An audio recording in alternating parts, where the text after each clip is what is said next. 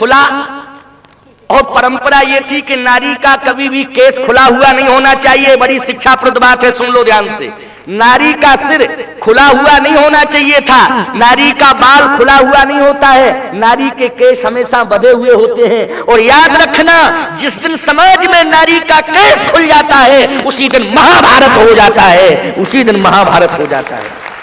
नारी का सिर बंधा हुआ, जूड़ा बंधा हुआ होना चाहिए, लेकिन आज सिर खुला है, केस खुले हुए हैं, और उसमें भी नारी को हमेशा इस बात का ध्यान रखना चाहिए कि चोटी रखे तो एक रखे, कृष्ण शीश जटा एक बैनी, एक चोटी, लेकिन अब दो दो चोटियां, और वो भी खुली चोटियां। और जब सड़क पर चलती हैं तो ऐसे चोटियां फहराती हैं जैसे लाल किले पे मनमोहन सिंह तिरंगा झंडा फहरा रहे हो।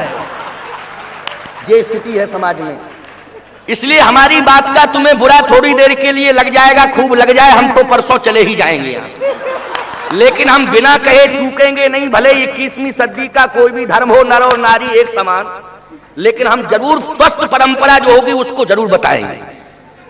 और मानना ना मानना ये तुम्हारी बात है और तुम्हारी बात। तो मैं आपसे निवेदन करना चाहता हूं, कभी भी खुला हुआ केस नहीं होना चाहिए, सिर के ऊपर वस्त्र होना चाहिए, मर्यादा, इसको मर्यादा कहते हैं। अब इसमें बुरा इसलिए नहीं मानना कि ये स्वतंत्र हैं, चाहे जब जावे चाहे जब आवे, हमारे लिए कमरे के अंदर रहे तो पर्दा पड़ा है, मकान के बाहर निकले, देहरी के बाहर निकले तो परिवार का कोई सदस्य साथ में चले, और जब भी कहा जाए घूंघट डालने के लिए कहा जाए तो इनको स्वतंत्रता इतनी ज्यादा क्यों है? क्या 21वीं सदी का यही धर्म है सबको समान रूप से आ जाना चाहिए? तो याद रखना माताओं, अगर तुम समान दर्जा की मांग करती हो तो तुम अपनी प्रतिष्ठा को गिरा रही हो, स्वयं में तुम अपनी प्रतिष्ठा को गिरा रही हो, और प्रश्न चिन्ह एक लगा रही हो अपनी प्रतिष्ठा में। याद रखना माताओं, जो कीमती चीज होती है उसको संरक्षण दिया जाता है। बोलो दिया जाता है कि नहीं? जैसे किसी के पास कोहिनूर हीरा हो, कोहिनूर हीरा, और कोहिनूर हीरे को ईमानदारी के साथ बताओ वो कहां रखेगा? फुटपाथ पे रखेगा कि तिजोरी के अंदर रखेगा? बोलो, तिजोरी के अंदर रखेगा कि नहीं? क्योंकि कोहिनूर हीरा है इसलिए उसको तिजोरी के अंदर सुरक्षित रखा जाएगा, और तिजोरी में भी रखा जाएगा तो एक अखरूट की डबिया में, फिर तिजोरी में, फिर तिजोरी पर ताला, फिर कमरे में ताला, फिर ताले पर ताला, क्योंकि कोहिनूर हीरा है, उसकी सुरक्षा करना है। और आपने कभी भी देखा होगा किराना मर्चेंट की दुकान पर आप जाना, कल भुवनेश्वर नहीं, बलांगीर, भुवनेश्वर तो बहुत दूर है, किराया लग जाएगा 200 रुपया फालतू में। बलांगीर के मार्केट में जाना, किराना मर्चेंट का दुकानदार जब दुकान खोलेगा तो याद रखना आपको एक विशेषता देखने को मिलेगी। जब किराना मर्चेंट का दुकानदार दुकान खोलेगा तो जो काजू किशमिश के डिब्बे होते हैं ना, उनको बिल्कुल 100 पीस बना करके एकदम फ्रंट पर लगा देगा। बोलो, लगाता ना फ्रंट पर।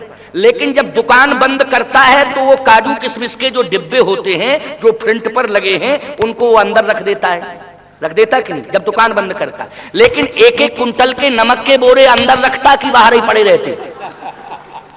बाहर ही रहते ना, थप्पी पर थप्पी लगे, देखो मार्केट में नमक के बोरे कोई अंदर नहीं रखता।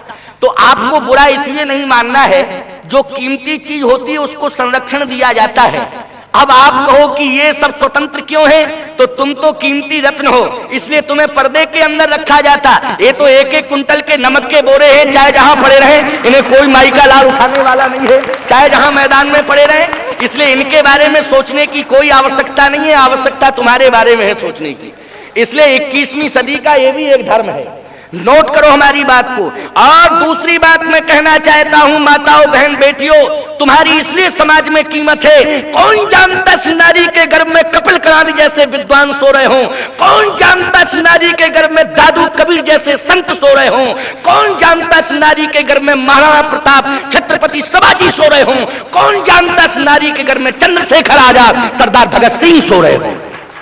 इसलिए देश की कीमती रत्न है हमारे देश की नारी, इसलिए ताड़यति इसके साथ लागू होगा ये सिद्धांत। संरक्षित होकर के तुम्हें रहना पड़ेगा, मर्यादा के अंदर तुम्हें रहना पड़ेगा। भले ही जमाना कितना ही क्यों ना बदल जाए, लेकिन फिर भी तुम्हें अपनी मर्यादाओं को नहीं छोड़ना है, मर्यादा के अंदर रहना है। और आप सबसे हमारी यही प्रार्थना है कि जीवन में किसी से भी, जो हमारे स्वामी जी संदेश दे रहे थे कि द्वेष हटा दो, द्वेष तुम्हें हटाना है, और जिस दिन तुम्हारा अंतर मन का द्वेष मिट जाएगा, जाति का द्वेष मिट जाएगा और छुटपन और बड़प्पन का दोष मिट जाएगा, उस दिन निश्चित रूप से हम लोग एक हो जाएंगे। और जब एक होंगे तो राम राज्य आएगा। राम राज्य का जो अर्थ किया गया वो बहुत बढ़िया अर्थ था, इससे बढ़िया अर्थ नहीं हो सकता है। जो स्वामी कल्याणदास जी महाराज ने कहा, राम राज्य मानी सिंहासन पर नहीं बिठालना, यहाँ बुला के राम जी को, राम जी के आदर्श को हम मान लें, वही राम राज्य हो जाएगा। इसलिए ये सारे संदेश महत्वपूर्ण हैं। सभी संतों ने